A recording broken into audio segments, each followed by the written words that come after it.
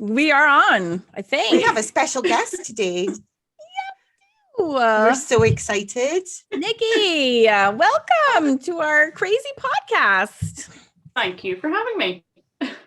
So Karen's outnumbered because there's now 2 Scots and 1 not. I'm in heaven. I'm in heaven, let me tell you.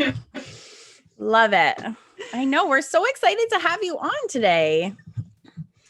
And so this started when Nikki sent us some emails with some super interesting and spooky stories, which we'll get into in a minute. But first of all, the burning question from me is, what does your t-shirt say?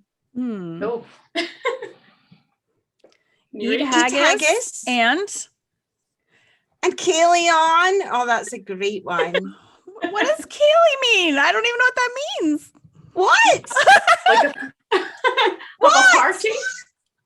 Oh, like party on? Oh, is that like Kaylee dancing? Like Kaylee dancing? Right. Okay. I only, like, you know what? I've never gardens and strip the willow. So I read a book. Actually, it was such a good book, and it's based in Scotland, and I can't remember the name of it. And that they wrote about that dance like a million times, but I didn't know how to say. I didn't know how it was pronounced, so I never heard it pronounced. But have you heard it said out loud? Have you not heard of a Kaylee? So I think on one of the episodes of Men in Kilts, I think they went to a Keeley dance because they had like dancing lessons, and I was like, usually weddings, but it was really, and it was just really quick. And I was reading that book, and I was like, but it was just, I just heard that once, and it was like quick talking. So the whole point is that you get really drunk on whiskey. Of course. You spin each other round and round and round till you have the spins, and you don't actually have to have your dance moves down really good, because if you do all the crossovers and spinning and switching partners properly, then it's not as much fun as if you like week around and fall over. That's a Kaylee dance. That's basically it. Yeah. For real? Yeah. For real. Yeah. That's my experience. Is that yours, Nikki? Yeah. Yeah. Even at school, getting the Highland dancing sort of like your lessons for the school dances, there was always the boys that were like burling everybody around, like trying to make everybody fall over. So yeah, oh my God, I didn't. You're taught from an early age. So in school, you get trashed, and then you trash each other around, and then you dance after. It's so much fun. Oh, I love that. I don't know if you had similar experiences in school from me, but in school, in the 1980s, when obviously they didn't give a shit about whether people's feelings were hurt or not, they would do this thing where they would line all the boys up on one side and all the girls up on the other. Yeah. And then for each dance, it was like girls' turn, and you had to run across and choose somebody, which meant that you were absolutely wrecked with indecision and guilt, because if you chose the person you fancied, it was obvious you fancied them. Right. So you didn't want to choose that person, because then everyone would know you fancied them. Right. But if you didn't choose the person you fancied, you'd be stuck dancing with somebody that you didn't want to dance. The PE teacher. Yeah. And there was always a disproportionate amount of boys and girls, and there would always be one, sorry to say it, but maybe slightly smelly kid left. And they'd have to dance with the PE teacher, or if you were a girl and you got left, because sometimes it was boys' turn, I was PE and you had to dance with the PE teacher, and I quite often got left as well. I wasn't that fanciful at school, and then your ego was crushed forevermore. It's like embarrassing no matter how you slice it. It doesn't even matter. It was really harsh. It was until you get to sort of like 6th year or something, and then you're like, you just don't give up. Mm-hmm. I think I've got a funny feeling that those PE teachers did it on purpose, because they were so annoyed with things that they had to do in their job. It came to Kaylee Week dancing, and they went, like, right, we can get back at all these shitty kids that have annoyed us all year. Let's do this and really upset them, because we can tell that like that kid's gonna be left, and that kid's gonna have 5 girls trying to fight over picking him. It was rotten, actually, wasn't it? And it was always, you had to pick the opposite sex. You know, I don't know nowadays whether the kids are just like, pick whoever, but it was always like, you had to pick a boy. You couldn't dance with your best friend. There was none of that. No, you had to pick a boy, whether you wanted to go near any of them or not. Yeah.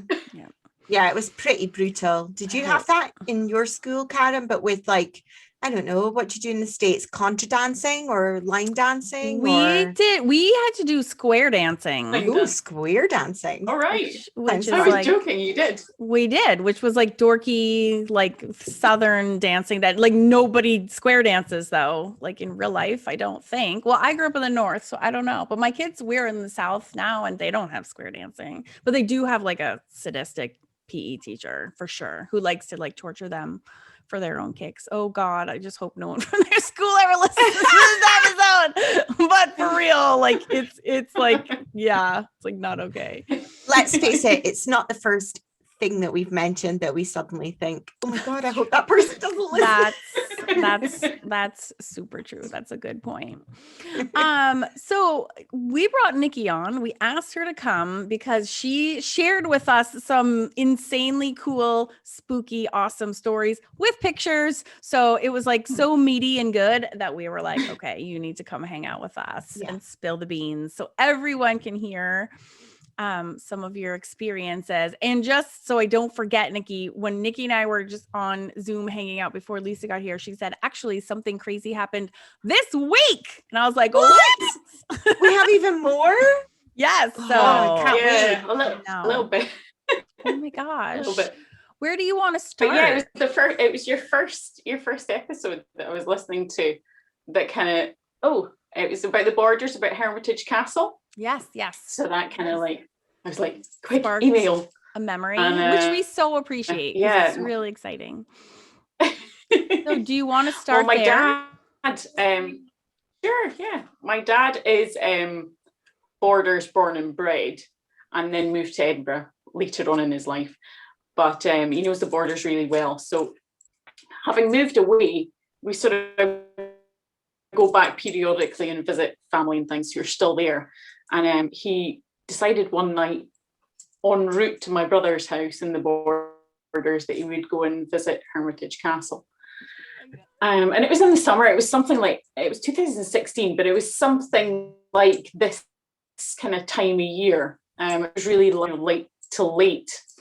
And he went and it was deserted. There was nobody else there. So he just got out of the car and had a wee walk about and took some pictures and carried on to my brother's. Didn't really sort of think much of it. He was just like, I haven't been here for ages, and took the photos. And then later on, a few days later, when he was looking at the pictures, he was like, hold on, what's that? In one of the pictures that he had taken of the front of the castle, which is, it is a, like you said before in the podcast episode, it is a proper fortified stronghold. So it's not like sort of medieval, beautiful kind of fairy tale castle. It's like a block stone. Yeah. Tiny windows. Yeah. And tiny little door at the front. It's so more like a military type. And 3 windows either side. Yeah. And in one of the pictures he'd taken, on the far left, when you looked at the castle, on the far left window, there appeared to be a figure in the window. So, and he was like, that's really odd, because he didn't really remember seeing anything unusual while he was there. It's only when he got back and he was looking at the photos. But the thing that I find weird about it is that the castle now, the windows that you can see on that side are actually blocked up. They've been bricked up. Yeah. So I don't know kind of how you would get sort of a shadow or something that would look like a figure in that window, because you know, it was just a flat wall in the kind of frame aperture of the window. So it was odd.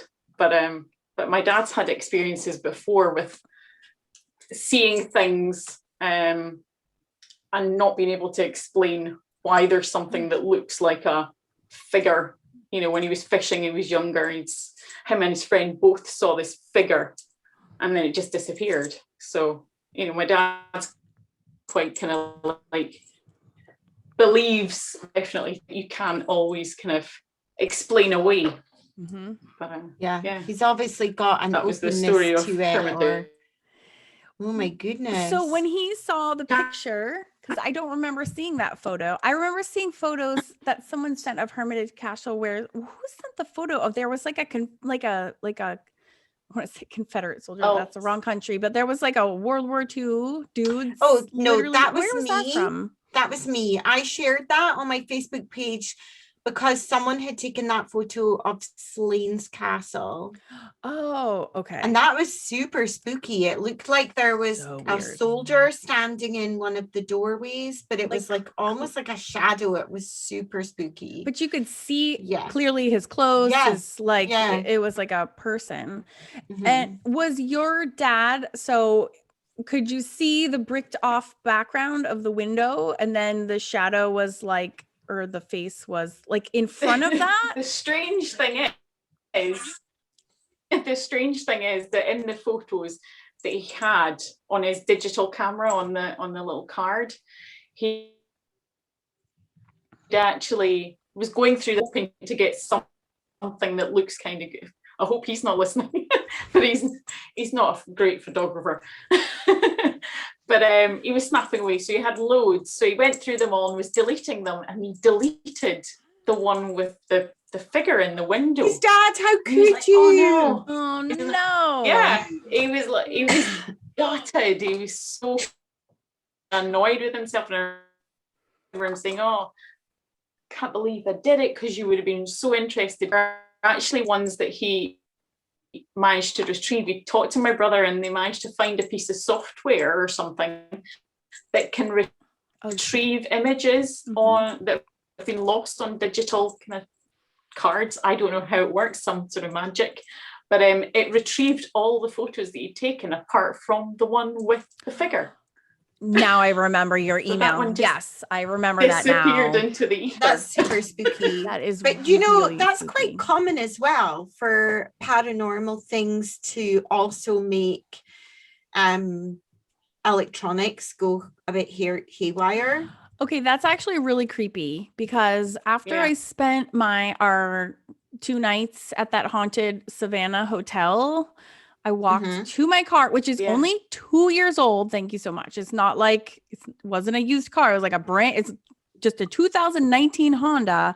And when we got into that car and we parked it directly next to the hotel, like we weren't far away. We were literally like on street parking at the doors of the hotel. When I went to go into my car would not start. I could not, Really? my car would not start. And I was like, what the fuck, do I have electrical problems? And the first thing I thought of was like the fucking ghost. Like she just ghosted my car. Because why? I mean, we had a full road trip. I've had my car for 2 years. I never had a single issue with it until I went to start my car. And I was like, oh my God, it was a massive issue. And then I had put my keys in. We had a bunch of trash from our road trip. So I finally got it to start for no reason. I just because I was like, we have a 5-hour car trip. I can't sit here in the parking lot. Like we have to go. So it finally started for no reason. It just kicked in. And then I had my keys in the car and I took all the trash. I walked across the street to the trash can. And my card made the sound as if I was, so when I have my key fob in my pocket and I walk away from my car goes ding, ding, ding, ding, ding. Like it can sense that my keys are leaving my car. And my keys were in the car. I left and it made the sound as if my key fob was walking away, even though the key fob was still in the car. And I was like, what the fuck is that? Like, how is that wrong? Like what? It was so spooky and it was so weird. And I'm like, why is this happening? It was so weird. And then it died again, 3 hours away. We were in the middle of nowhere and it's died again. And did you ever find there was no reason for any of this, or there was no, no, key fobs last 8 years before you have to change the battery. It wasn't the battery. It was like an electrical weird thing. And it started happening the day that we checked out of that super haunted hotel. I swear to God. If you remember when we were at Ward Hill, our cameras were doing all kinds of weird things as well. I do remember that. I know. Sorry, I had to bring that up. I hadn't really I had thought about it at the time, but I didn't. So the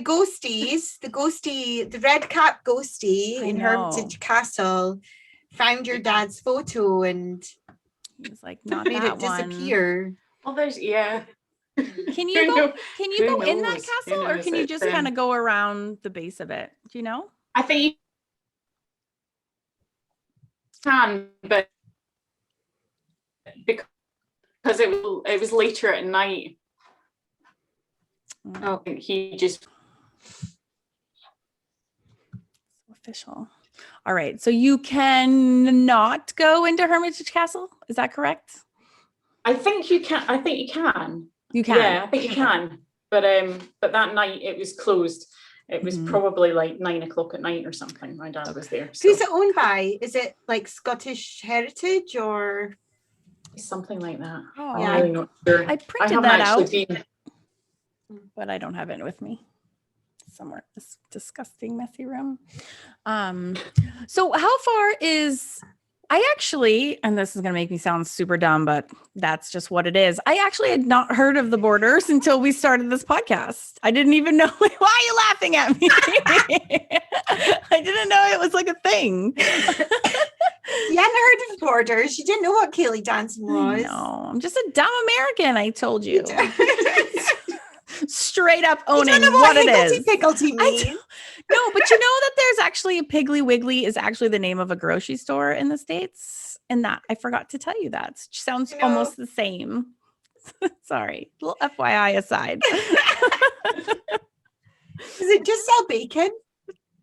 Right? No, it's like a proper grocery store, but I don't know if I'd want to buy anything from there. I've only been in one once. I feel like they're only in the deep south. I feel Piggly like Wiggly. there was none where I was growing up. Let's put it that way. There's none in New England. Mm-hmm. That's such a bizarre name. It does sound like it should be just bacon, just pork products. But like, who was like, let's call our grocery store Piggly Wiggly? Like, that doesn't even make any sense. Why would that ever be a good name? Like, no. If the owners of Piggly Wiggly are listening, we don't really mean it. We're just doing it for comedy. No, if you're listening, Piggly Wiggly owners, it's time to rebrand, my friends. Rebrand. Or we could sponsor you and then you would get more customers. Yeah, you would get one more customer a year. Oh, anyway. It's maybe like, you know how in Japan they have shops that sell just seaweed. Oh, so it's like did not know that. 500 different kinds of seaweed, and you go in and it's a bit like a candy store, but it's just seaweed. Oh, I actually love and I know, and they're amazing, and you get like, you know, seaweed that looks like candy and seaweed that you would use for your sushi and all different kinds. I never knew that there could be so many different kinds of seaweed until I went there. So maybe it is. Maybe it's a store that just has different bacon products. No, it is. I have been in one. There is one about 25 minutes for me. But when I first saw it, I was like, wait, this is real? Like, I just thought this was in the movies as like a honky tonk grocery store name, but it is legitimate business. Well, if we're going to go there with strange American store names, that I could never get over the fact that there was a Jiffy Lube in California. Jiffy Lubes are everywhere. They're like the Starbucks of oil changes. They're everywhere. You wouldn't call something lube over here. No, it's very Jiffy sexual. Lube. Yeah. And then to make matters worse, they have those big blow up men with the arms outside. Yes, but like waving. Yes, Come they do. To Jiffy Lube. You know what I just found out last night, which also makes me feel like a dumb American, is I didn't realize that fanny means vagina in the UK. Oh my God, yes. I didn't even know that. I was like, how did that escape my attention for so long? Yeah. That's why we call them bum bags, not fanny packs. Right, because that would be awkward. I know, it'd be super awkward. Unless you were a 17th century woman, and then it wouldn't, because they did have ladies called Fanny back then, and then it must have changed somehow. Maybe Fannies were like the 18th century version of Karen, and like that name became synonymous with something. That is not nice. Oh Not my you, my dear I friends, but you know know. what I mean. I The fact do, and that Karens are called Karens and now I have to change my name. Well, you just went into a Wendy's the other day to order, and my son Jack was in the car, and they were like, "Can I have your name for the order?" And I was like, Jack." And they looked at me and they were like, "Jack?" I'm like, "Yes, that's right. My name is Jack." Like, I am not saying what my real name is. Now I do that all the time. I make up some random name. I'm like, don't make me say my name. All these teenagers look at me like, "Oh, you're the Karen." I'm like, "Shut up." My name's Now's the Jack. perfect time. We need to think of a new name for Karen. We can give her a really good Scottish Yes. name. Like you Bring could it. be like I love Ailey. Ailey It sounds or like Kaylee, but it's not. Oh yeah, that's or pretty. Clodagh Yeah. or Shona. Ailey is Shona, really pretty. Rona. I like Nikki's right out the gate. Ailey, how do you spell that? Ailey's lovely. EILIDH. What? You guys are always sneaking in these weird silent I D's. know.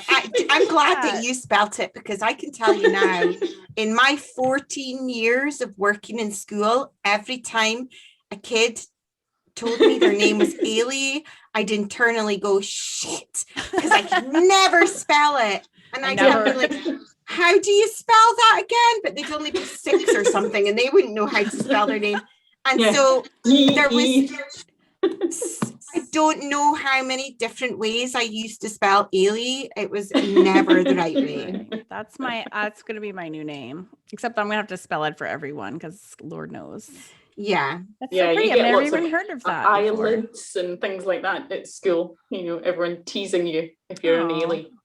Well, hopefully no one will have to write it down. Nice name, I like it. Mm-hmm. It's really pretty. All right, that's it. It's my new drive-through name. Okay. I'm using it. Well, you're going to get some really interesting spellings at Starbucks there. Yes. Yeah. Oh, that would be great, wouldn't it? Sure. I'm going to do that, and I'm just going to not tell them how to spell it, and then I'll take a picture. ALEE. I bet they say Amy first, though. Amy? Oh, true. Because I would spell it like AILEE. Or That's how I spelled it down. ALLEY. There you go. There's your new name. Allie? I like. Is it Allie? Ailey. That's so. Do you like my American accent? Say it again so I can make fun of you. Is it Allie? That was good. That was very American sounding. No shit. Wait, before we go on to the next story, because I know that Nikki has. Yeah, I'm dying for the next story. Actually, can we just make sure after the next story you whip out that Bible before we forget? Because I want to see it. I thought I was forgetting. Yeah, just let's. You want it now? Oh yeah. I've already put my shoulder out. I feel like I've done something to my neck, and I realized it was the Bible. Oh my God, I cannot. Okay. How the hell am I gonna lift this? Right, I'm just gonna put my microphone out of the way. So if you are watching on YouTube, you're not getting any of this. But if you are a dedicated listener, like Nikki is, or Ginger, and we'll just have to describe it as best as we can. You know what the Bible is, so I'm going to describe it. So just to recap, my son bought this on eBay, thinking it would be a super cool thing to have. It is an Victorian, I think, or maybe older leather Bible. Holy shit. Oh, look. It's literally bigger than your whole head and shoulders. I feel like I should get my, oh my God, I can't actually carry it. It's too heavy. It's enormous. It's like 10 inches thick. Holy shit. It's about, like 10 by 12 inches.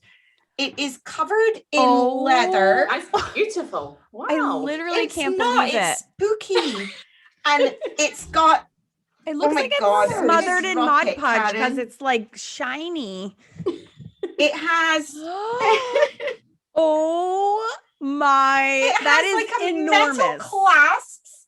It's like something out of a vampire movie. Oh my God. It literally looks like a movie prop. It looks like gigantic and fake. But it is I gorgeous. am not amused. You're not loving it.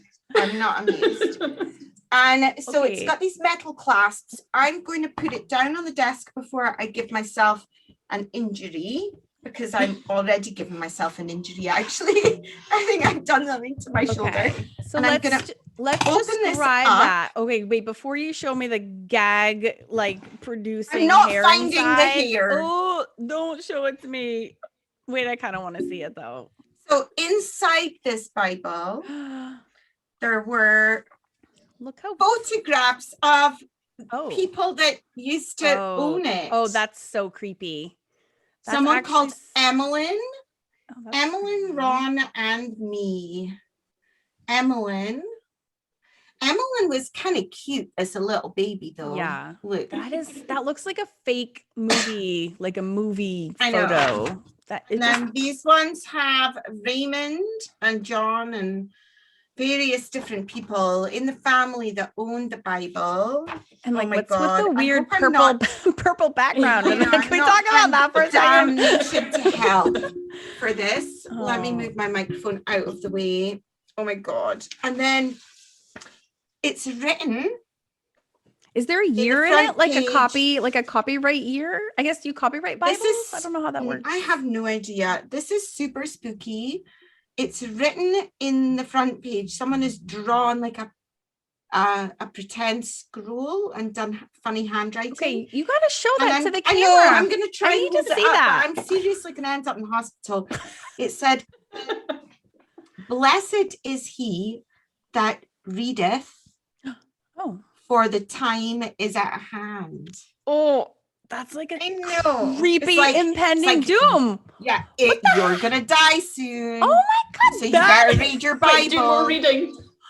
You better read your Bible because you're going to die soon. That's- So I'm going to hold that up. I'm scared Yeah. that I'm going to break this. yeah, don't break the sacred Because- Bible. Look, for Oh, people looking on that's- YouTube. Hand. Is I that know. paper Wow. really faded like that? Yeah. And then Look at the Oh, burn in oh, it. This literally looks like a oh.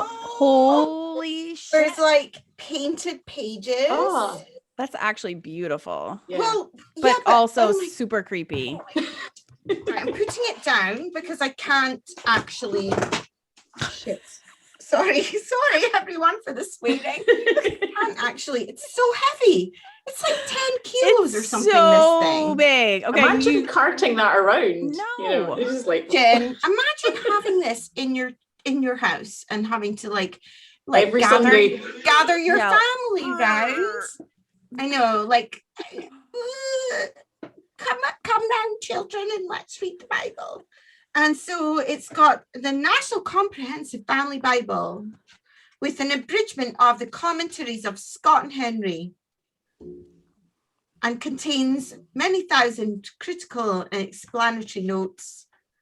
Oh. And something.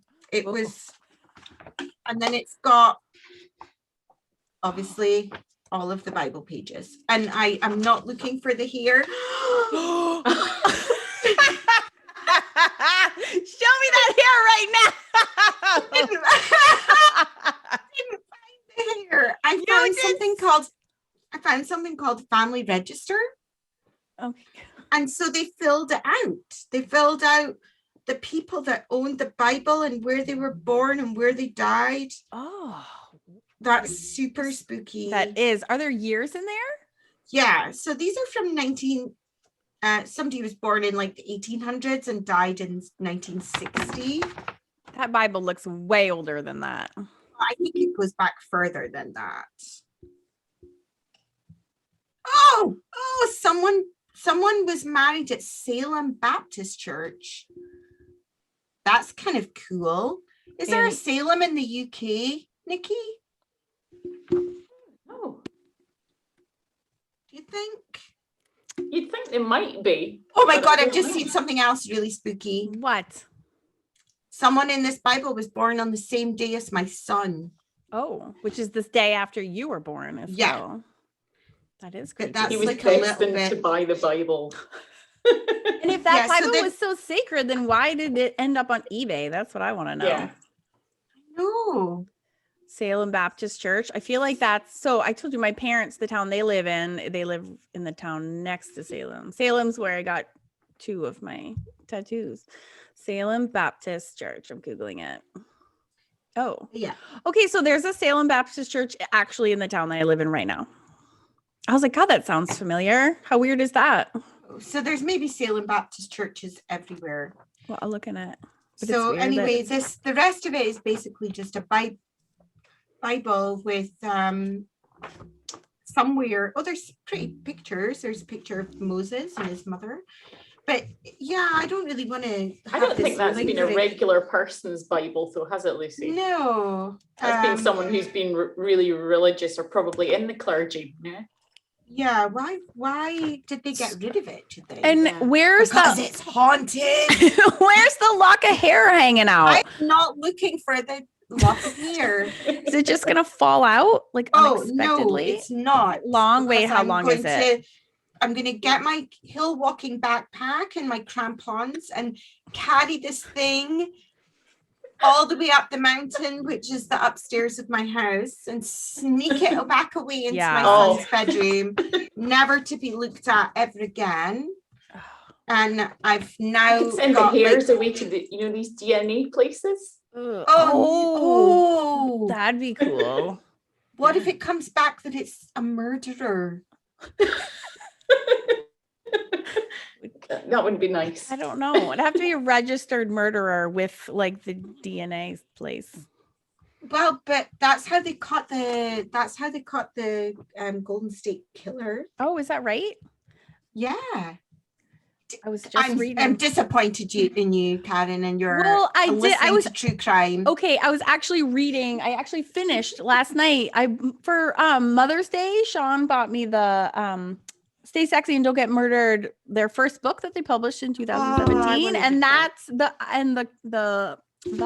exact case was their first episode that Karen covered. But it wasn't solved then.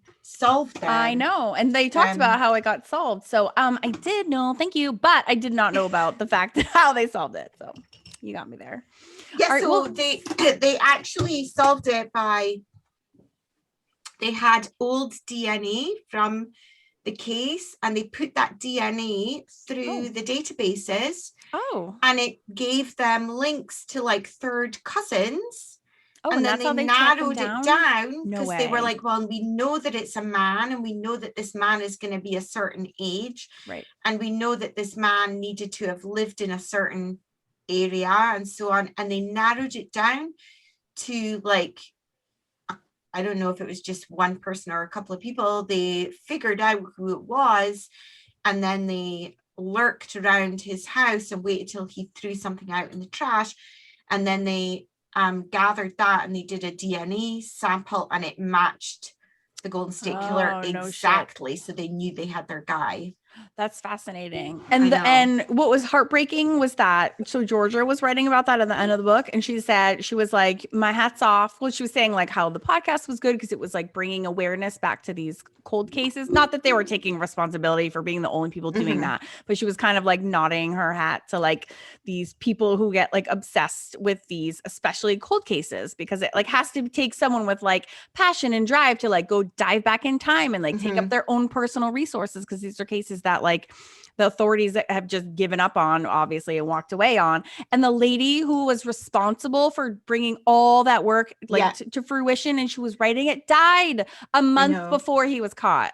I know. Michelle McNamara, her name was. So sad. And there's actually a really good documentary about her and the solving of the case. And I don't know whether the documentary is called the same as her book, which is I'll Be Gone in the Dark. Okay. But I think it might be. And it's a super good documentary. Oh, I'll definitely all about her fascination and her absolute determination with trying to solve this case, and then how it actually eventually got solved. Yeah. So if you know, I will definitely check that out. Okay. Anyway, away from true crime and back to Nikki. Let's go back to Nikki. Nikki, hit us with your next story because we are ready. Sorry for our tangents. We just cannot help ourselves. So I just want to say, if I'm right, it's something about to do with the vaults in Edinburgh. Am I right? Yeah. Yeah. All right, take it away. We'll shut up now. Yeah, it's quite a number of years ago. my brother and I went to the vaults it was an overnight vigil. Oh God, you are brave. Yeah. Hell no.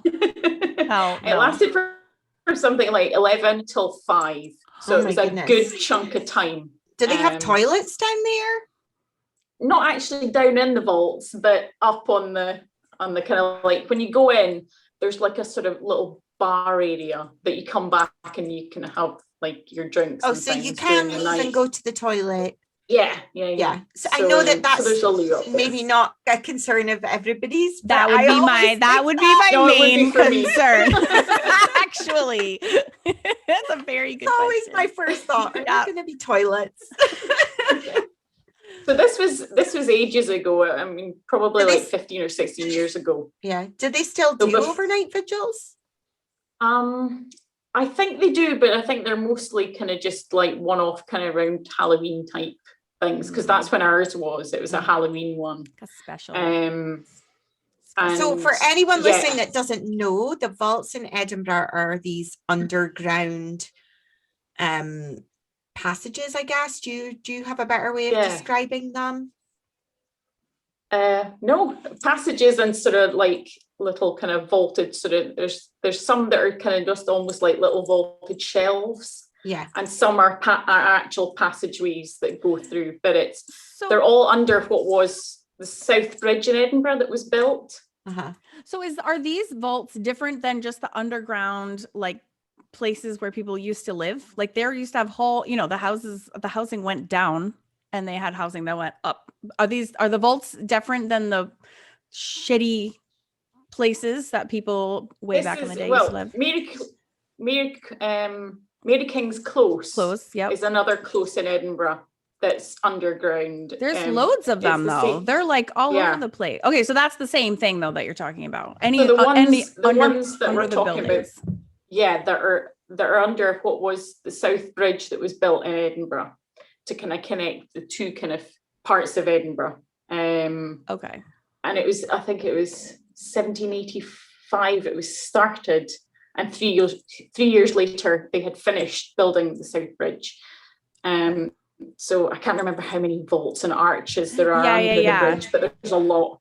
Yeah, I know there are a lot, because that's like whole families and family. But I mean, there was a ton of people that lived down at that kind of basement level, so to speak. Well, it was kind of all shops. It was like the kind of first shopping kind of area that they would have like cobblers and things like that down there.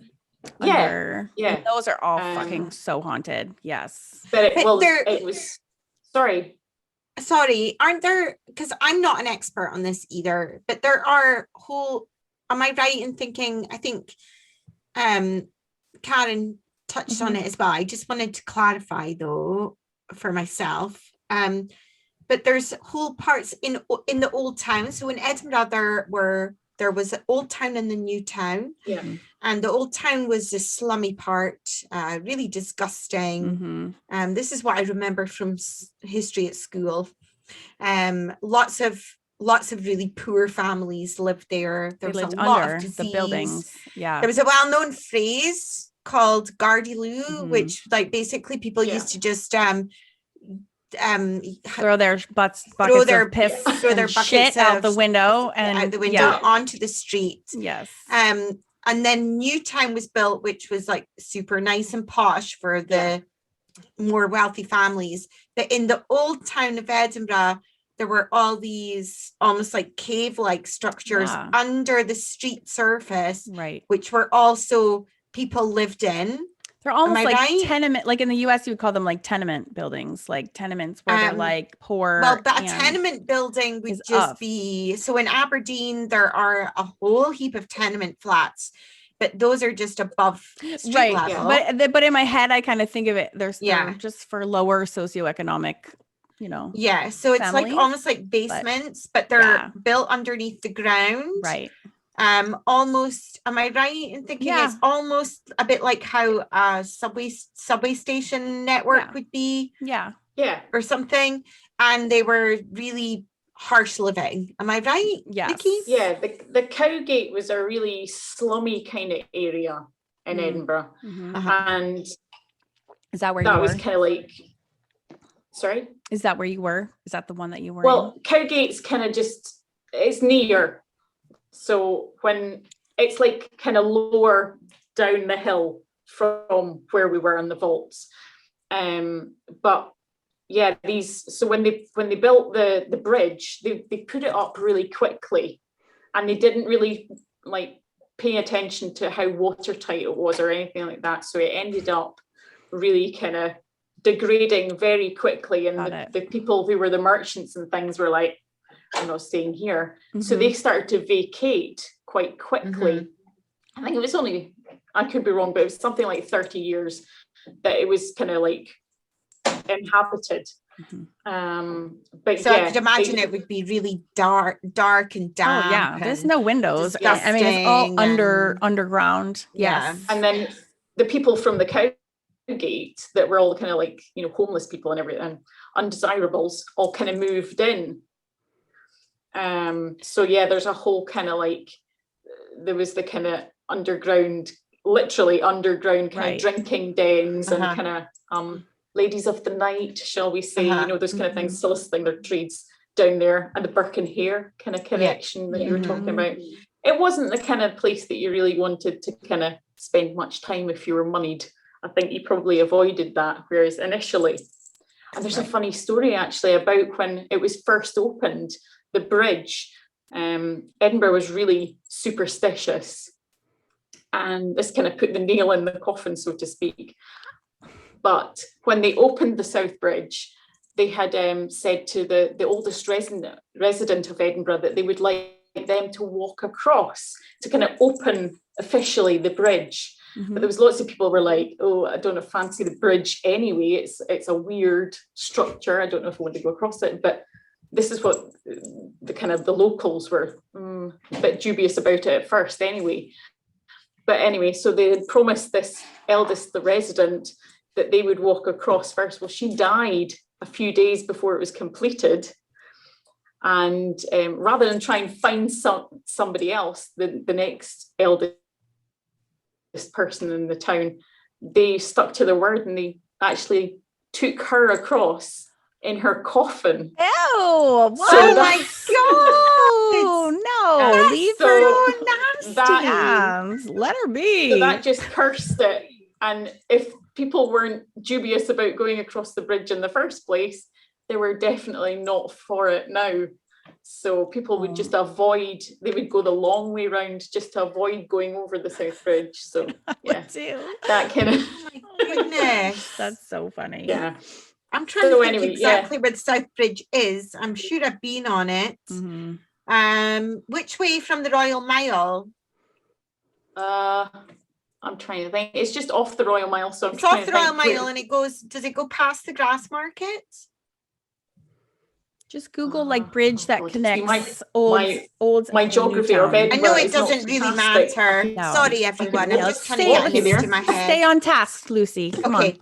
So the vaults in Edinburgh are well known for being super haunted. Yeah. So you went on this vigil. Yeah, which is nuts. Tell us what happened. Scary. That's so scary.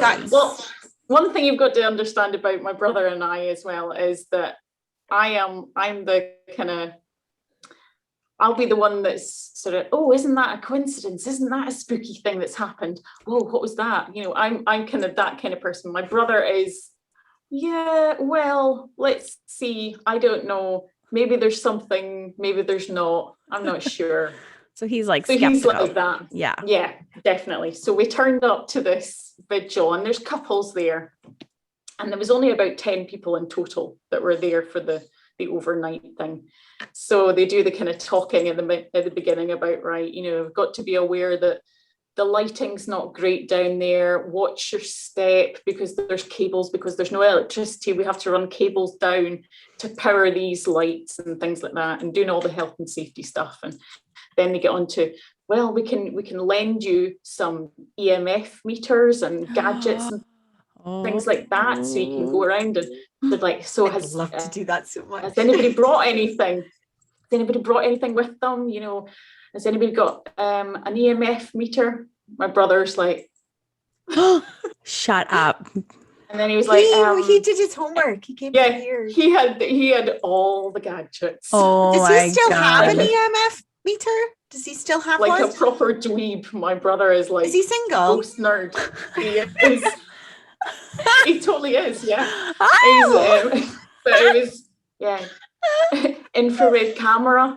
Oh my God, no way. He had the kind of, the thermometer for reading the temperature, and every gadget, Graham had the gadgets. So yeah, it was, how embarrassing. But anyway, awesome. So we get down there, and Graham's the kind of skeptic, but if he says he feels weird or there's something kind of, then I kind of like, hold on a minute. That's extra bad. Yeah. Wow. So we went down, and we had the kind of, now we were actually down in the vaults, and it's just the one room that we were having the big kind of, they're talking to you about. They don't tell, or they didn't when we went, they didn't tell you anything about any of the ghosts or any of the supposed hauntings, so that you're going into it kind of, I guess, just you're going to experience what you experience, and they don't do the kind of whole building it up like I think they do now. It's a bit more touristy and a bit more kind of like, oh look, there's here's all the ghosty stories, and it was just literally us, and it's like season 1 most haunted compared to season 15 most haunted. More Yvette Fielding, less Derek Acora. Yeah. No, what it was like. No table tipping and stone throwing. Season 1. Yes.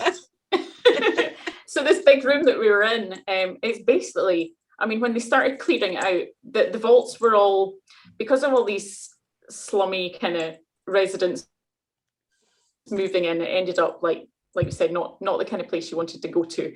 So to clear out all the people, they kind of shifted them all out and then filled the vaults with rubble, so that it was nigh on impossible to actually live there. So when it was in the 90s or late 80s, I think it was the early 90s though, that somebody had a pub or something like that, and he discovered underneath that was in the basement there were little doors, and the vaults were down there. So he started to clear out. Oh no.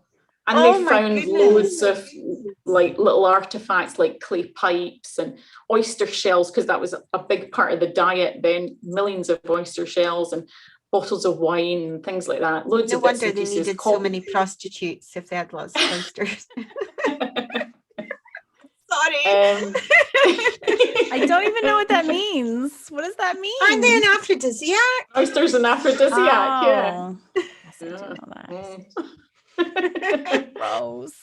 So so it is all quite, the floor is very uneven, and there's still big, or was when we were there were still big stones left around. And this room, the guy had said to us, look, you can see there's a doorway up there. This has actually had another floor at one point, so it was quite a big room. And yes, he was explaining to us all this kind of stuff. My brother started saying, I don't feel great. I feel like something, like my chest, I feel quite like my chest's quite tight. But he didn't sort of say to the guy or anything, he didn't want to stop the tour or anything. And then the camera, like you were saying before about the electronics and things, the camera battery died. He was like, and then the battery died, and he was like, I just charged those. So those were a couple of weird things that happened at the beginning of the night. But we went through all the rooms, and then they kind of like, there was one room that they said, look, these are kind of like little shelves that merchants probably had their wine in and stored them in, and then there was another, corridor along the back that they took us into, and then they kind of just like, you could have a cup of tea or whatever, and then they said, just go down, you can have a walk about yourselves, do whatever you want to do, film or whatever. Oh no. So we just kind of were left to our own devices. I would love that. Oh God, no. I'd be upstairs in the bathroom drinking. I would actually drag sitting you down. down with Oh my me, and I God. would make you come. I'd be screaming the whole I'd way. say, we have to do it for our podcast. Oh God. You have to. Okay. Oh my God. It really wasn't. There wasn't anything much. You can kind of Graham and I, my brother and I, we wandered away, and you can hear people kind of in the other rooms calling out or whatever. Mhm. Nobody was really kind of. The group that we were with were kind of pretty level-headed. There was nobody kind of really hamming anything up or kind of overacting. They were all just kind of trying to kind of like, I don't know, see if they could feel anything. Mhm. But we were in one room, my brother and I, and he was standing on the far side, and behind where I was standing, there was the arched doorway, and in the corner to my right, at the back of my, so the doorway's here, and at the back here, there's a tiny little gate, but you couldn't open the gate. It was just a gate with a tiny kind of like passageway into somewhere else, obviously. The darkness. Oh, I don't Hell, like but I the mean, I idea don't of a like it gate with either. a passageway It really into something was. that you can't see. Oh. Yeah. It was Uh-uh. like dark, and there was nothing there, and a couple of big stones. So I sat on one of the big stones, and my brother was kind of the other side doing his infrared camera stuff or something. Something. And I was just sitting quietly, and then in my ear, I heard Ah! like that. And that's what it was. It was that kind of just a breath out. Oh, that's so spooky. It was really odd, and I shouted across to him. I was like, "Did you just breathe really deeply?" You know, and he was like, in my ear. "What are you talking about?" Well, exactly, because he's over there. Oh, He's Did like, you feel like "No." a change in the wind or anything, or did you just hear it? No, there was nothing. I mean, the gate here, there wasn't. It must have been blocked off further down because there was no draft. There was nothing like a whistling a wind or anything. Because I did a proper like look through the bars of the gate. There was nothing there. That's before the noise, though. I didn't do it after the. Oh my God! What did you do after that? Were you? I would be. I was just shitless. I didn't feel like scared or anything, but it was odd. It was really weird. How I mean, can you not be scared? You're sitting. It's like 2 a.m. in the dark, underground in this haunted. You weren't scared at all. You're just like, how long did that feeling last though? You were like, what was that? Did that like haunt you for the rest of the whole time that you were done? Because 11 to 5 is a long time. That's a long hours. It makes me kind of think like, what on earth was that? And getting home and telling other people. Right. They kind of expect, I suppose, me to be the flaky one and be like, but this wasn't a sort of, oh, I saw an apparition. It was, I just heard a little noise. Oh, but it was almost like somebody was standing next to you over your shoulder and decided that they were going to. It wasn't like deep breathing, like creepy kind of but just that one subtle. It's giving me shivers just thinking about it. That actually reminds me of when we were so when Lucy and I first met in person. We've been referencing this art retreat, and when I was on that art retreat, it was 10 days. We were exploring all of Scotland, and we had this amazing historical tour guide who was with us, who knew every single thing about the history of Scotland, plus everything about Outlander. She was like, I wanted her to like come home with me and just be my friend forever. She was amazing. And but she was very shy, but she just did a stellar job. So we were out one night, and I was like freaked out every single night that I went to bed. I was like, la la la la, like, don't kill me in my sleep, ghosts. Like, it was like, I was like terrified our entire trip, and like always thought I was on the verge of death. And we were one night, we were sitting in a pub, and I was like, I have to talk to Kirsten. And I was like, I just asked her, I'm like, how? Because I was just fascinated by her job. There's only like 300 of these professional tour guides like in all of the UK, and they're trained, like they have like 2 years of like special training on like how to do these historic tours. It's like no joke. And I was like, what did you do before you became this important tour guide? She's like, oh, I did work in the vaults, doing ghost tours. And I was like, oh my God, of course I was like, tell me everything. And I was like, did anything ever happen to you while you were there? And she was like, 2 times. And she said one of the times she was like giving her spiel underneath, whatever, blabbling on. And then they finished in that room and they were leaving to go to the next room where she was going to give her next spiel. And one of the tour guests walked up to her and was like, "Did you feel anything while you were talking?" And she was like, "What do you mean? What did I feel?" And he was like, "There was a man sitting next to you that whole time, like looking at you while you were doing your thing." And she was like, yeah. Then the impression that I got was almost exactly what you were describing, where she was just like minding her business and doing her thing, and he was like right here, like right oh my next God, to her that head. is so freaky. Right? Oh no. I know. No, And she is like a no. super professional, like very quiet, like, like she would never joked around. She like she took her job super seriously, which is why she was so impressive to me. And so she was not making that up to freak me out, but I was like, holy shit. And the other time was also in the vaults, and she said they were in this dead quiet room, like dead, like not, those are stuffy down there. There's no wind, there's no air, there's no openings, there's no windows, nothing.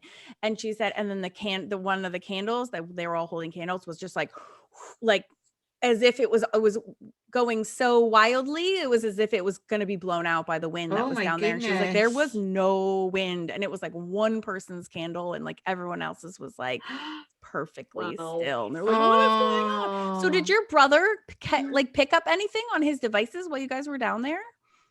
Yeah, there was a few spikes of sort of electrical kind of things on his EMF.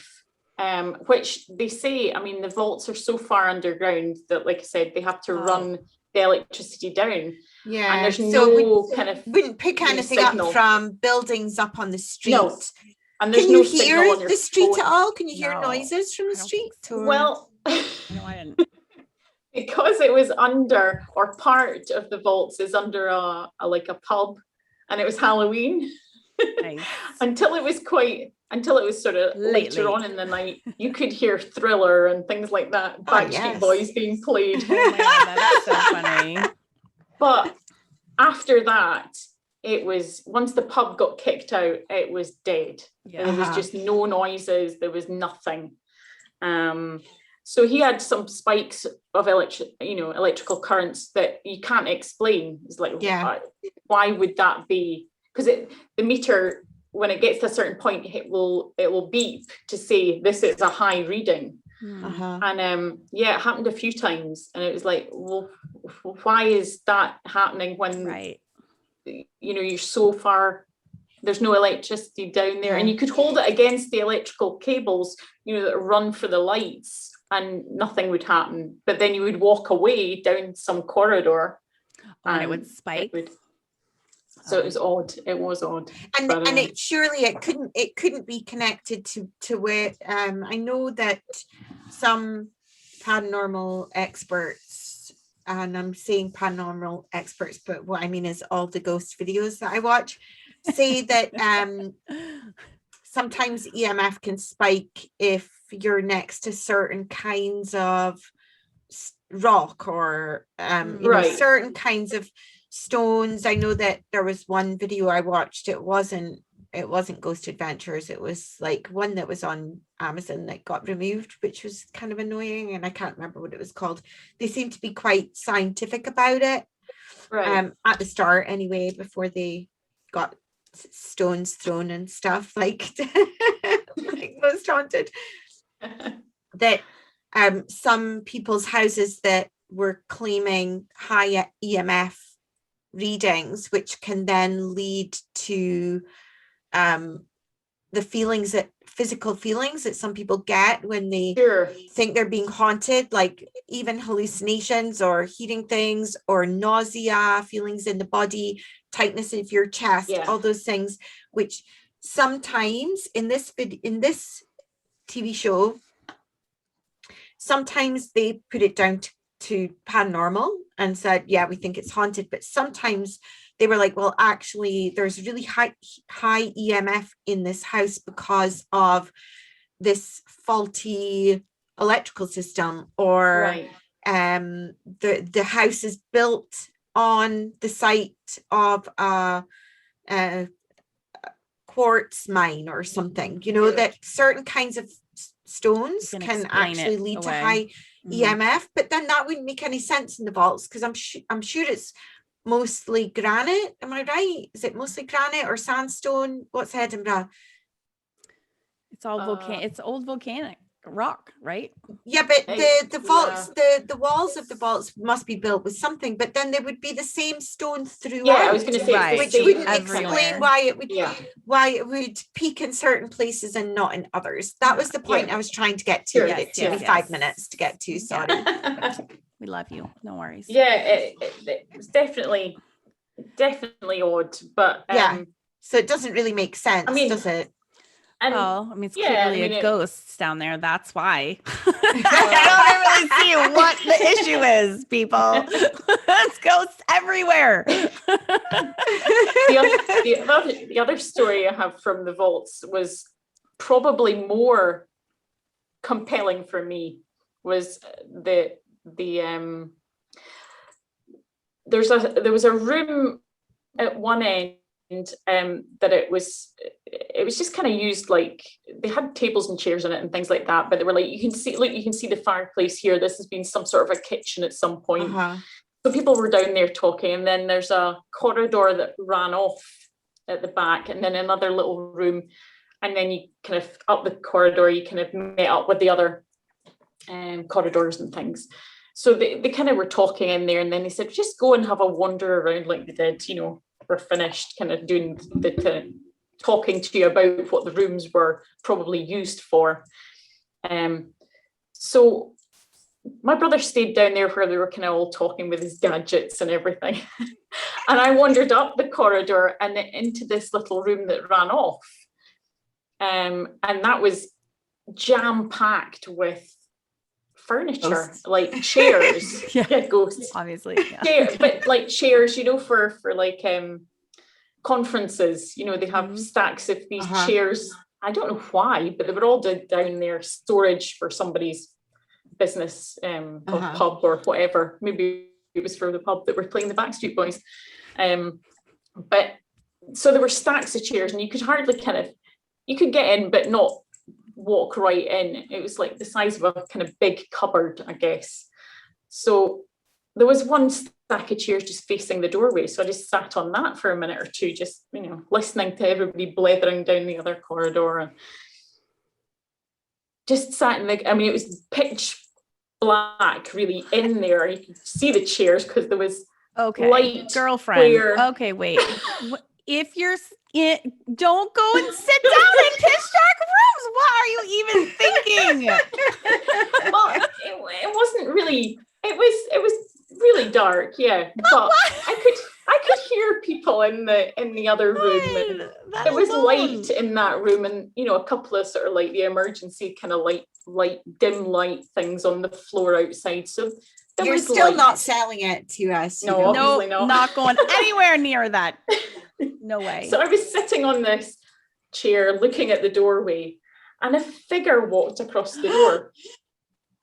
And yeah, well, like, and this is why you don't go sit in dark rooms.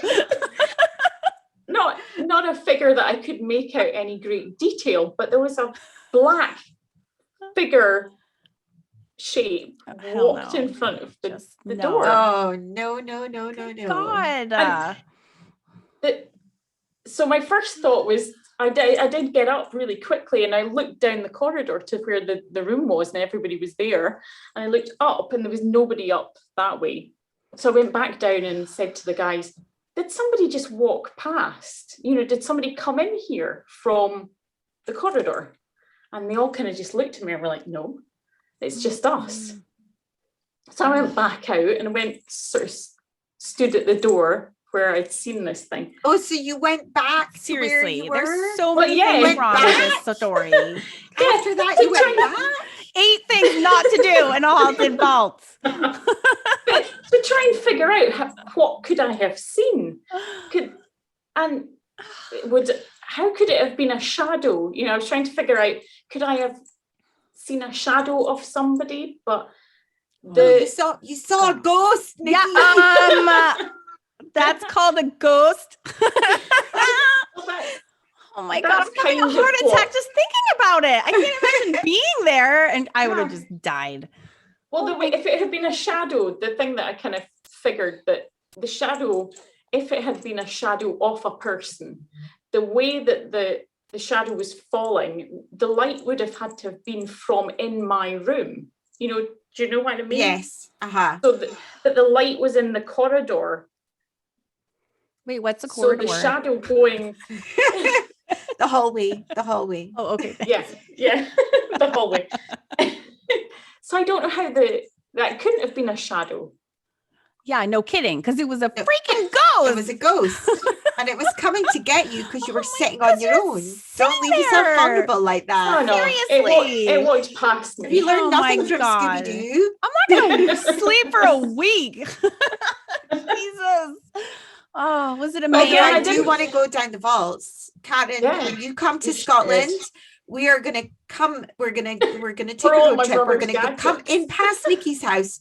We're gonna hijack her and all her brother's equipment. And we're gonna go to the vaults God. and scare you shitless. Okay. It's gonna make such good YouTube. Well, Water. there are supposedly quite a number of ghosts and spirits down there. Yeah. Yeah. But you know, Have you heard about the one of there's like a boy who Yeah. who like they hear him whistling? They can hear is him that the one? whistling. There's a young boy and he's kind of like in quite nice clothes, like knickerbocker, Yes. but a nice little suit. Yes, and I Mm. That's the one that always kind of that creeps really me out. Me too. That Oh. story really stuck with me, and I don't remember the story of what happened. I just know he went down and he never came back up, and I he don't holds remember. people's hands, doesn't he?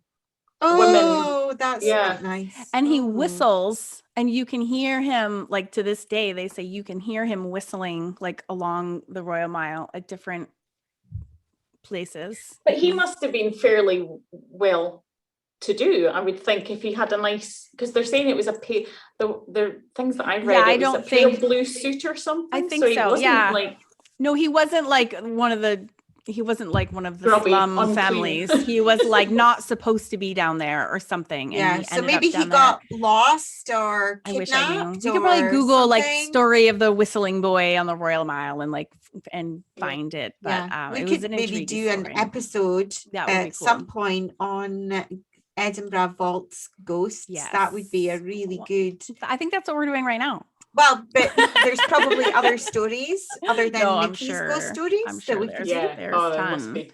Do you have any more stories before we get to the whatever happened this week? Which I I'm was like, gonna say I want so to hear what dying. happened this week. That's gonna be the Let me have a sip of my drink first. Okay, there you go. What are you drinking? Is it good? Are you drinking from a One's Got One Not mug? You are? Yeah. Are you? Oh my God, I haven't even seen one yet. Oh, and I like how you look at just the camera slipped that again, in let us see. there. Is that the Don't Fuck with the Fairies one? Yes. I know. Yeah, I've got it's not a cup of tea. It's a Yes. whiskey and Yeah, green girl. ginger. So a That's- whiskey mac. Oh, That's what I'm talking my about. favorite. I'm only drinking a Diet Coke today. It's super boring. It's a school night as well. I shouldn't be drinking that, but I had to toast. I appreciate podcast. that. I appreciate that. I would be it's toasting nearly with the you. summer holidays, so school nights don't Yeah, count yeah. anymore. Yeah. It finished up tomorrow, so Yeah, so it doesn't I count guess we'll anymore. get plastered tonight. There you go. So you got to celebrate these things, you know? And, Well, and when you're self-employed artists like us, no nights are school nights, True. so it doesn't. That is true. Throw caution to the wind. Yes. That's awesome. I love that Sundays you just and did that. Fridays and Wednesdays are all Yes, it all kind of it's all merges the into same. one. I know. Yeah. So what is your next story? Oh. 'Cause I am all ears. Well, it's Uh-oh. it's probably more just an explanation, I guess. My dad, who kind of I explained, he's kind of believes that there is something that we can't always explain. You know, there's something else there that But not he's- all the time, he's right? he's had not like, experiences not like with. right now. Here. No. Okay. But Maybe we But need his to have your dad granny- on. Sorry. oh sorry, yeah. I was just gonna say Oh, maybe he should come on. I want to hear. I want to talk to him. That would be like Yeah, talk about off on a tangent. There would be it would be a 5-hour episode. We can handle it. Sorry, He I'm has not so gonna many interrupt. stories. We'd have to He's actually so- edit for once. Oh, what? No. He's so into history and stuff like that. He's got like loads of stories and things. Oh, to I tell. love that. Okay, But, go on. I'm sorry. But anyway, yes, sir. So his grandmother, that's she was apparently, she had the vision, or was a seer, The sight. and Oh. had some sort of kind of like, yeah, she had premonitions and things like that. My grandmother, I do remember her saying as well that not that she had the sight, but that if she had a dream that my grandmother came to her in this dream, then she would know something bad was going to happen in the family, that somebody was going to die or something like that. Oh, So that's very banshee like. yeah, Yes. it's not the most pleasant thing. Yeah. but yeah, so there's kind of like there's something there. There's not been a whole lot of explanation. They didn't, my dad doesn't go into a great deal, and my grandmother, when she was alive, she didn't go into lots of detail about who she had dreams about and who died. I was going to say she probably wanted to keep that bit quiet. You wouldn't really want to know that she dreamt about you the night before, would you? Maybe. Yeah. And how weird would it, I never actually consider being the one who's having these visions. I always just think about being the family member who's, being informed, right? Actually, I hadn't taken a minute to think about like how awful that would be to learn that when you have visions, then that comes true. That's actually more messed up than being on the receiving end of that news. I think I would not want to be blessed with that ability, No, no, I don't think that's particularly great, really. Did they say ever how many times that had happened? I know she's obviously not giving details like names, but like a couple she times. Didn't, but I think she knew that my grandfather was going to die when he did. Oh, yeah, because and afterwards as well, she was kind of, I suppose like my brother, that kind of like superstitious, but not kind of like really outwardly kind of like tell people that she was superstitious kind of thing. I mean, it was okay to tell the people in the family, about, well, if your great granny appears to me, then I know someone's going to die or something. But yeah, when my grandfather died, the day of his funeral, there was a butterfly had appeared. It was the middle of winter, and a butterfly appeared in the window of the house. And she was like, she believed that was sort of his spirit that she let out of the window. And then shortly I found out I was pregnant as well. So, as well, she would say, oh, well, that's one out. And then somebody's one to replace sort of thing. But no, I had a weird thing happen a few years ago now, or a couple of years ago, actually. Just my brother and his girlfriend at the time. I mean, I speak to my brother periodically, but I didn't I wasn't kind of in contact with him all the time at this point. But I knew he was dating this girl, and I'd met her maybe once, and I had a dream that they were having. It was really kind of quite random. Just had a dream one night, and they were having an argument, and I was like, oh, okay, that's a bit weird. And it was very realistic, dream that, sometimes when you're dreaming and that's supposed to be my brother, but it doesn't look like your brother. Yeah. Or that's supposed to be your kid, but it doesn't look like your kid actually, but it's supposed to be. This was definitely my brother, and it was definitely his girlfriend, and they were having this Barney. So the next day when I woke up, I was that bothered about it that I phoned him, and I was like, is everything okay? And he was like, yeah, It's like, okay, I just had a weird dream, and you and your girlfriend, and they were having this argument. And so you're all right. And he was like, yeah, we're fine. Yeah, it's okay. So, oh, okay. Just okay then, right, see you later. Just left it at that. And then the week or so later, when I was talking to him again, he sort of said, yeah, do you remember when you said to me, you'd had a dream? We'd actually just split up that day. No way. Oh my goodness. And he Nikki. didn't want to say, because he was kind of like, that's really odd. Right. Why is she Probably asking me That that? is so spooky. That is You scary. obviously inherited some of your grandmother and great grandmother's I don't know. personality, Yeah, traits, special skills. Yeah, well, I kind of thought maybe it's just that my brother and I mean, although we don't talk all the time, we are really close. We grew up really close together, and we do things. When we do see each other, we'll go out for coffees and we'll do things and we'll hang out, when we've got the chance to. So I think we're close. So I just kind of chalked it up to maybe I was just really in tune with him or something, but it wasn't like I had been speaking to him the days leading up to this or anything. It just sort of randomly had a dream.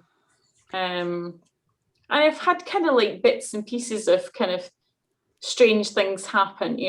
I've read people as well have experiences where like they're saying, oh, driving along the road, and then for some reason I decide not to go the route that I normally do, and then so I turn off, and then we find out there was an accident on that road, and if we had driven that way, we probably would have been involved.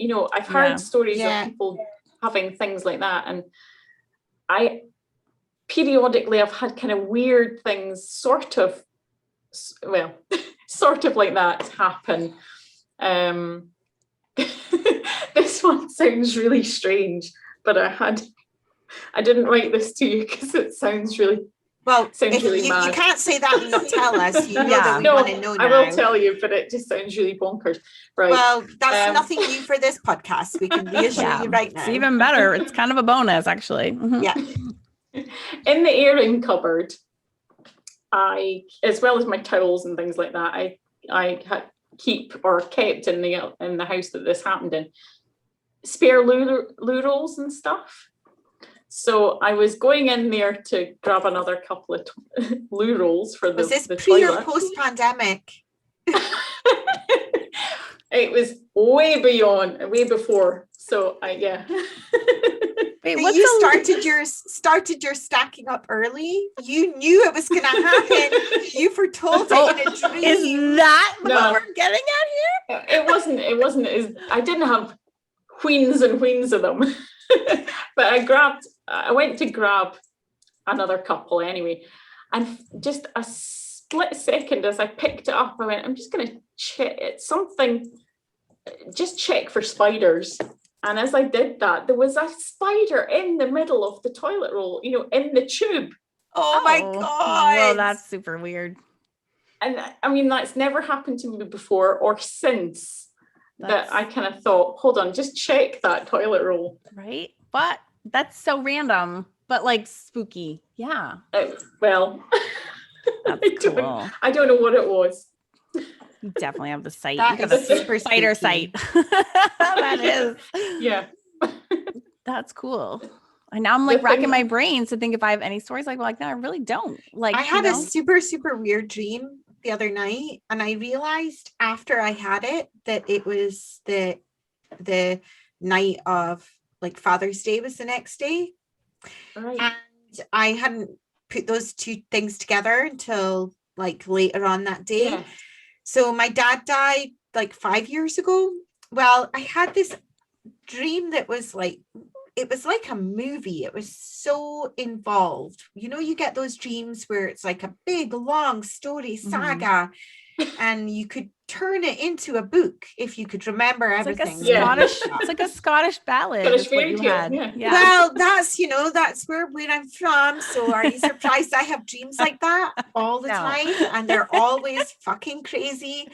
And like, I seriously wish I could take some recording device to my brain and record them, because they would make good stories. Well, we have a few dream books. You do know that, right? Oh, I know. I should write it in our write them in our dream books. Yeah, you can get them on Amazon. That's right. That's exactly what they're for. Seamless link.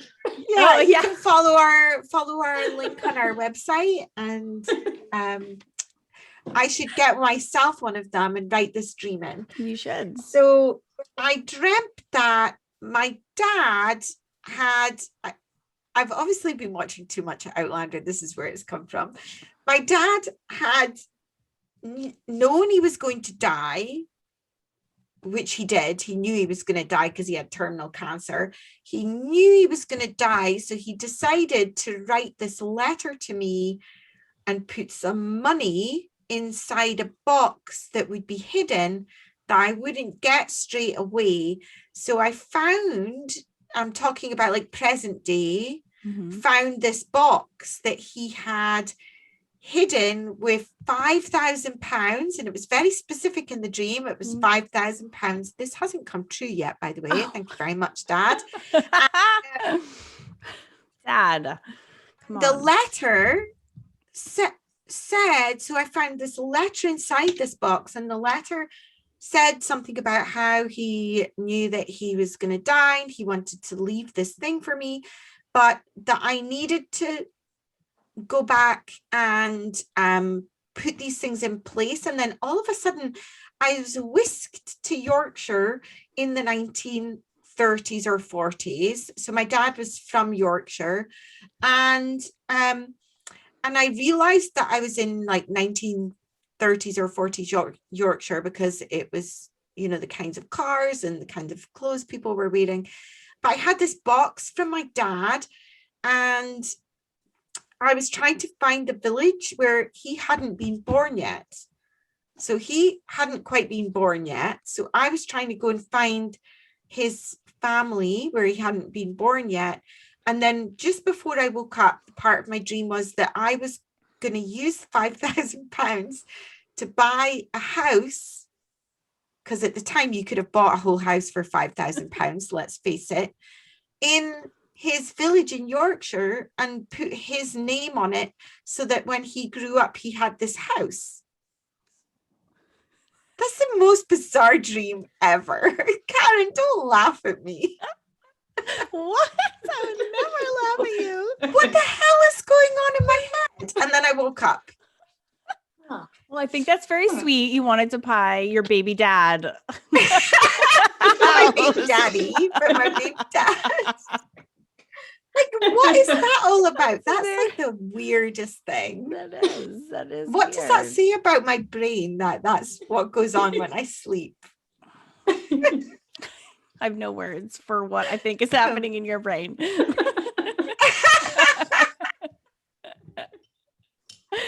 But I think you're very nice to want to do that. That's very that's cool. That's a very kind of. I could see that in like a movie.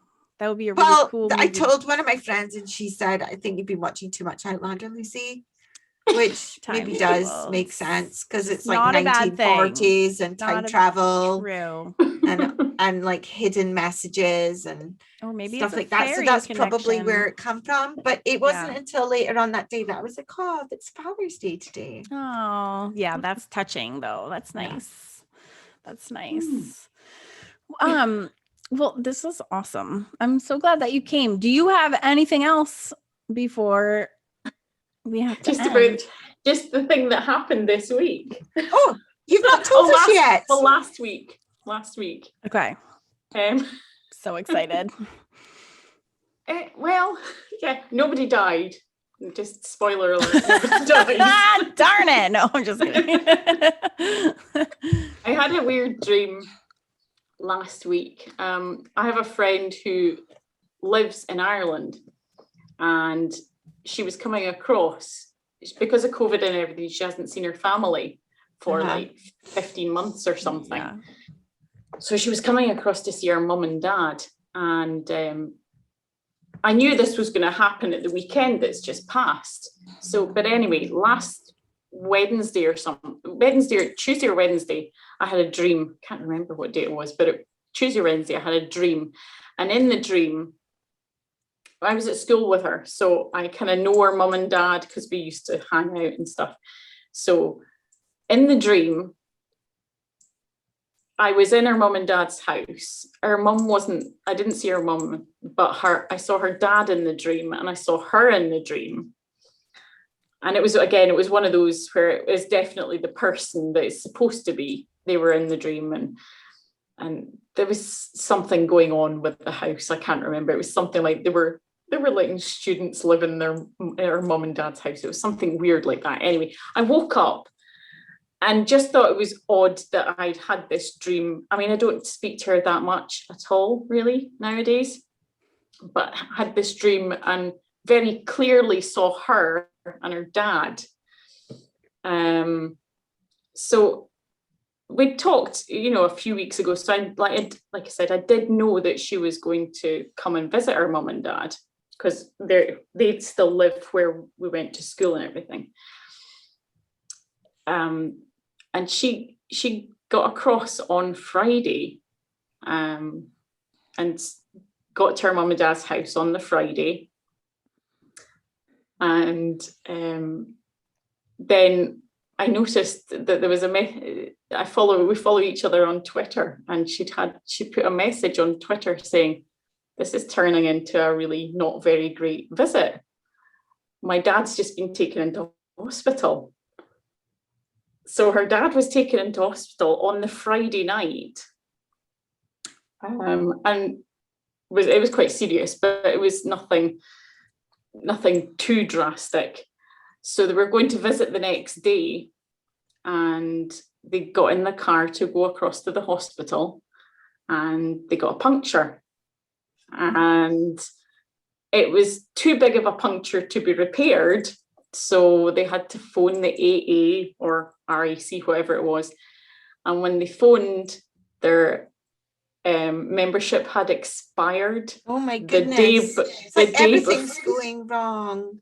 It expired the day before. Oh. So yeah, everything seemed to be going wrong.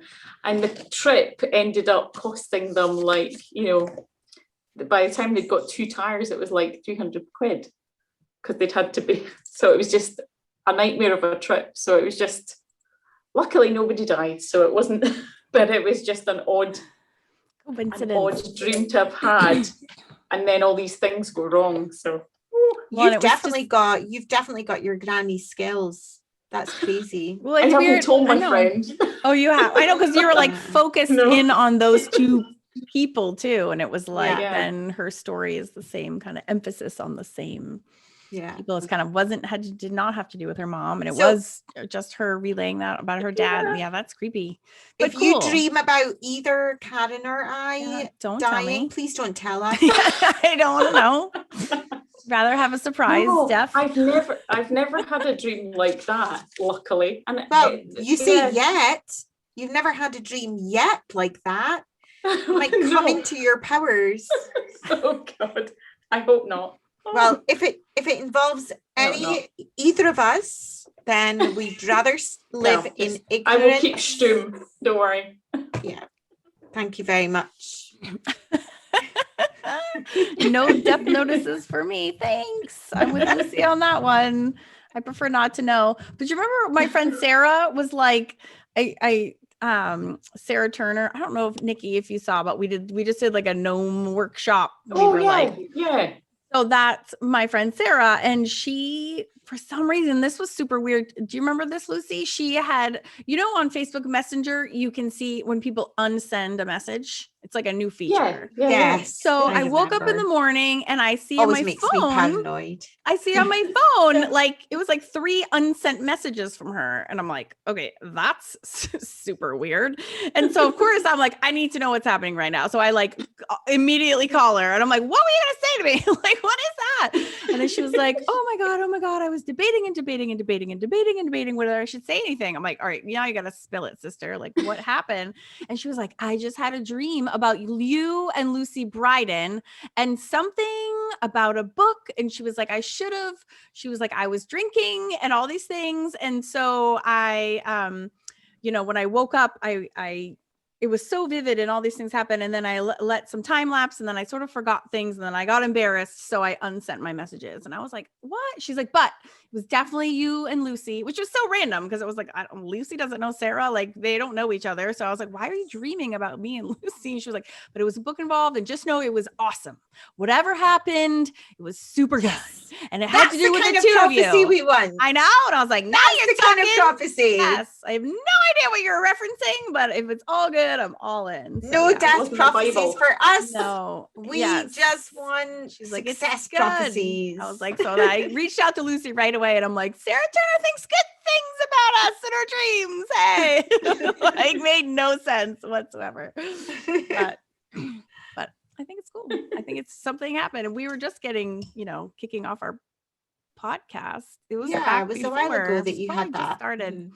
So yeah, and she didn't know we are working on a book together, and she didn't know that because we're working on a mythical creatures book that we haven't really referenced publicly for a while actually. So it was some kind of weird. We need to. I'm like, we do have a book that we're working on, which I did not tell, which I know she doesn't know about. So I'm like, if that's the book, then that's actually really cool because it is going to be a cool book, and it is. Last week's episode was amazing, by the way. It was really. It was you that suggested the coffins, wasn't it? Yeah, but it's every time so good. I read or I hear something about it, it just is properly gripping to even hear it again and again. It's just like so this huge mystery that I just really want to get to the bottom of. Well, and all your different theories were also equally random and fascinating. Like they were all just like individual story. And actually, Lucy, that inspired me to pick the topic that I'm going to do for next week. Are you going to keep it a secret or give us a hint? I think I'm going to give you a hint to get you excited about it because, don't tell us outright, but give us a hint. And if I guess, I won't say out loud. I'll just keep it in my head. All to do with fairies. It's super fairy saturated episode. That could be anything. I know. But it's your hints. Oh my goodness. I know. Well, I'll have to double check with you because the thing that I was thinking of doing next after you're doing that is also fairy saturated. So I'll have to make sure before I start doing any research that it's. Do you want me to tell you? Do you want me to just tell you straight up the topic? On air or off air? Are we gonna? What do you think? Nikki can public? Vote. We're gonna have Nikki vote. Nikki, the public? All right. Do the public like knowing what's coming, or do they like a surprise? No, because no one looks forward to a surprise, because that just means they don't know still. Yeah. Okay. I kind of like knowing. I kind of like knowing beans, too. Karen, spill them. So I actually want to explore the theories of like where fairies came from. Which there's so many. Oh, I know. That's not what I was thinking of doing, so that's fine. I know. It's a very like broad topic, but that's going to be so interesting. I want to know all the theories. Yeah, because there's more than you would realize. Oh my goodness. Oh yes, I can't wait now. I want to get to the meat of the story and be like, where do you think?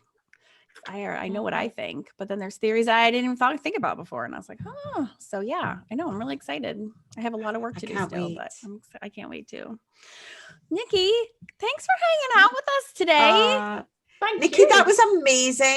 It was so much fun to chat with you. It was so much not really that spooky, but not compared with Ginger's stories. Oh my god, but, spooky enough. Yeah, shadows in the Edinburgh vaults is spooky enough. Yeah, little pus in your ear. No, thank you. Like no way, Jose. Yeah. So. It gets creepier now that I think about actually an old man maybe right there. Well, as soon as you said that, I'm like, oh my god, it reminded me exactly of Kirsten's story. I was like, that's so weird. Why do all these ghosts just hanging out next to like the people in the vaults, like right up next to them? That's so creepy. The reason why that freaks me out the most is the thought of, I think I've said this before, so it's nothing new, but like the thought, I'm quite a private person, says she that speaks on a podcast that anyone can listen to. I'm quite a private person in terms of like, I don't really like the idea of people like snooping in my stuff or that kind of thing. Because I love it when people are snooping in my thing. You know what I mean though.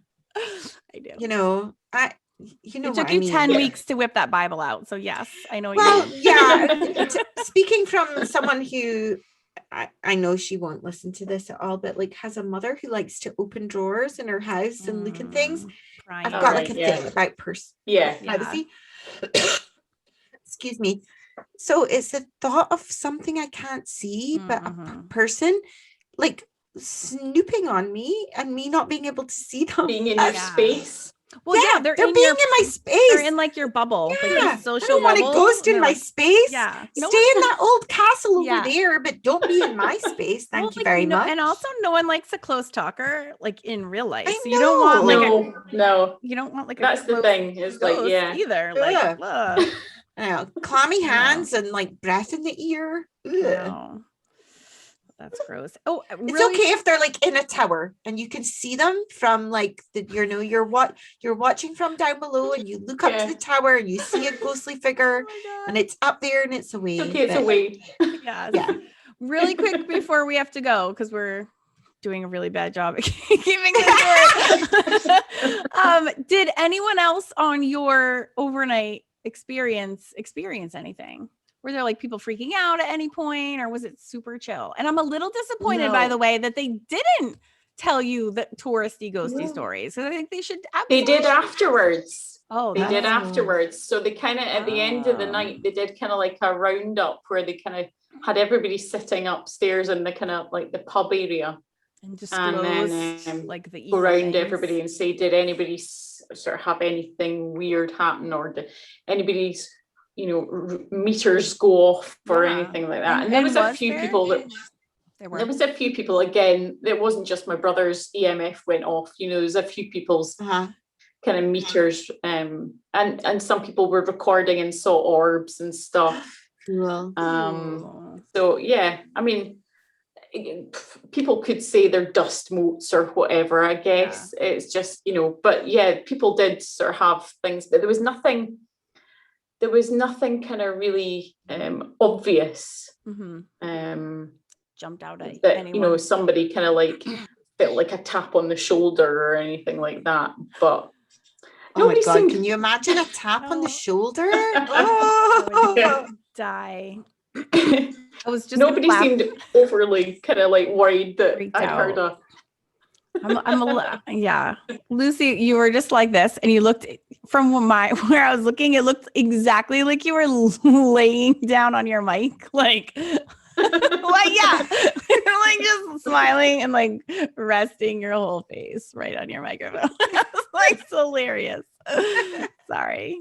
Thought I was laughing at you. I have been on sort of ghost hunts, not really vigils, but I have been on ghost hunts before. That it depends on the group that you're with, I guess. There's some groups that are just, people are there and they're just quite genuinely wondering what they're going to see or hear or feel. And then you've got other people who are maybe a bit more animated and a bit more kind of, oh, well, I'm psychic, and they're going in with that. I'm going to feel something. Oh yes, I can tell there's somebody in the corner over there, or there's somebody. And that for me is just, it ends up a bit too Most Haunted, a bit too hammy. A bit too Derek Coda. Yeah. I think there's a so-and-so person over there, or I see a woman. I think Karen knows who Derek Coda was. Do you? I don't. No, he died like a couple of years ago, maybe. He was a psychic medium on Most Haunted. And he was very animated. He would like get in the spirit of the person and he'd start leaping all over the place and putting funny voices on. But they actually outed him for faking it by feeding him like fake names that were anagrams of like Derek is a fake. Derek is a fake, and it was an anagram. And he said, I just can sense the presence of this person with this name here. And it was a name that somebody had fed him to and actually that particular episode is not on Amazon Prime. Oh, very purposely. They've removed it from the season. And then they sacked him. Afterwards, and they got like other people on. But yeah, he became infamous They called him out. yeah. That's funny. And I don't even want to tell more stories because I feel so dumb making this yet another 2-hour podcast, but I have to tell the story right now because it's so relevant. Tell us.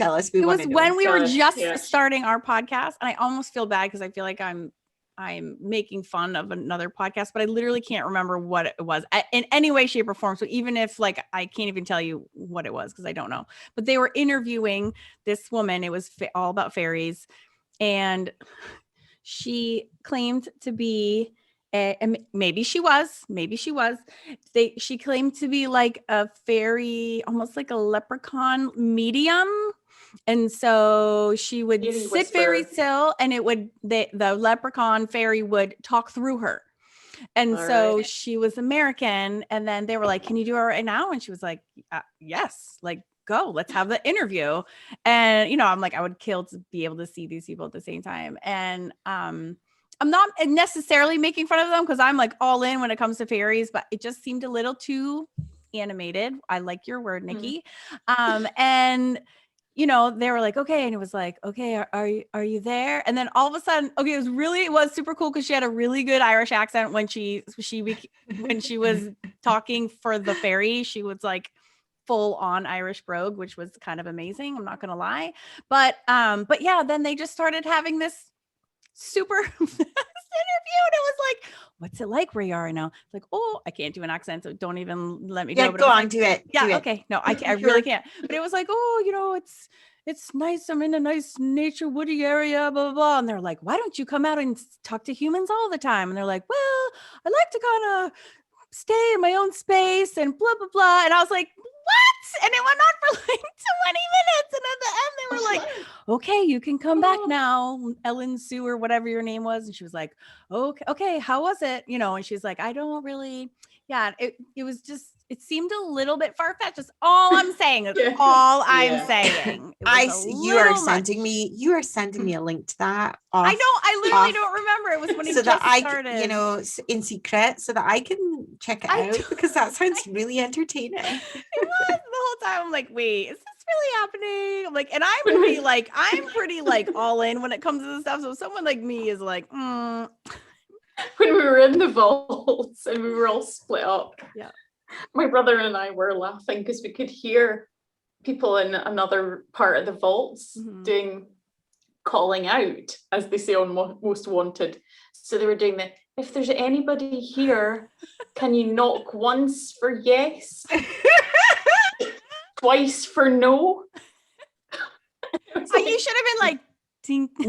Knock twice for no, because they were not here. I didn't even pick up on that. Oh my God, that's amazing. Like, huh? You know, I've done that when I've said so on funny. this podcast, if you're not listening to this podcast, listening. Yeah. Like, wait. Hang on a minute. Yeah. The not to bash Most Haunted because it's quite good entertainment, but I've never seen it. I gotta. They did. I think you have to suspend belief a little when you watch it. They did suddenly get an awful spate of ghosts that wanted to throw stones and throw books and tip tables and all the things that every single ghost that hadn't done it in seasons 1 to 4 or whatever, they had none of the ghosts in those seasons did it all of a sudden. Well, I do have to say this latest podcast that I just found today on my walk that I sent you, Lucy, and it's called the Modern Fairy Sightings Podcast. I listened to 2 episodes and that shit, I believe those are real people, like, are the interview. It all sounds very legit. Oh, I can't wait to listen to that. In sharp contrast to the other one, which thank goodness I can't remember.